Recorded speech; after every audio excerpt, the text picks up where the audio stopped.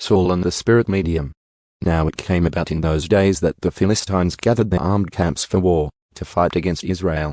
And Achish said to David, "Know for certain that you will go out with me in the camp, you and your men." David said to Achish, "Very well, you will learn what your servant can do."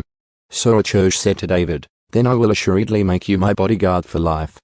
Now Samuel was dead, and all Israel had mourned him and buried him in Ramah, his own city. And Saul had removed the mediums and spiritists from the land. So the Philistines assembled and came and camped in Shunem. And Saul gathered all Israel together, and they camped in Gilboa.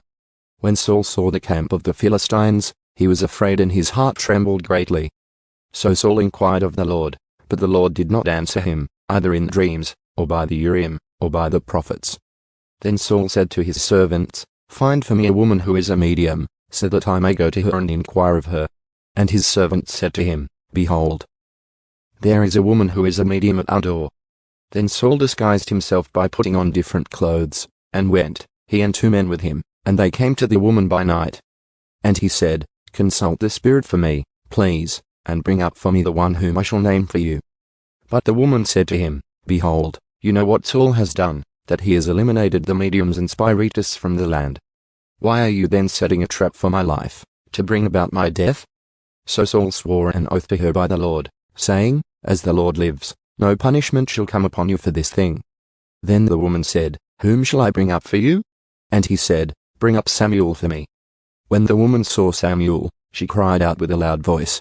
And the woman spoke to Saul, saying, "Why have you deceived me? For you are Saul." But the king said to her, "Do not be afraid. But what do you see?" And the woman said to Saul, "I see a divine being coming up from the earth." He said to her, "How does he appear?" And she said, "An old man is coming up, and he is wrapped in a robe." Then Saul knew that it was Samuel. And he bowed with his face to the ground and paid homage. And Samuel said to Saul, "Why have you disturbed me by bringing me up?" Saul replied, "I am very distressed, for the Philistines are waging war against me.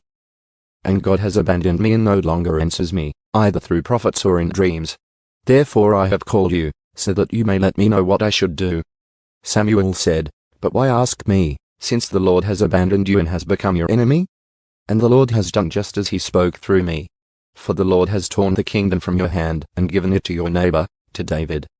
Just as you did not obey the Lord and did not execute his fierce wrath on Amalek, so the Lord has done this thing to you this day. Furthermore, the Lord will also hand Israel along with you over to the Philistines. So tomorrow you and your sons will be with me. Indeed, the Lord will hand the army of Israel over to the Philistines."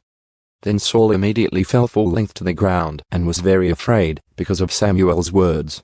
There was no strength in him either, because he had eaten no food all day and all night. The woman came to Saul and saw that he was utterly horrified, and she said to him, "Behold, your servant has obeyed you, and I have taken my life in my hand and have listened to your words which you spoke to me. So now you too, please listen to the voice of your servant, and let me serve you a piece of bread, and eat it, so that you will have strength when you go on your way." But he refused and said, "I will not eat." However, his servants together with the woman urged him, and he listened to them. So he got up from the ground and sat on the bed. Now the woman had a fattened calf in the house, and she quickly slaughtered it. Then she took flour, kneaded it and baked unleavened bread from it. She then served it to Saul and his servants, and they ate.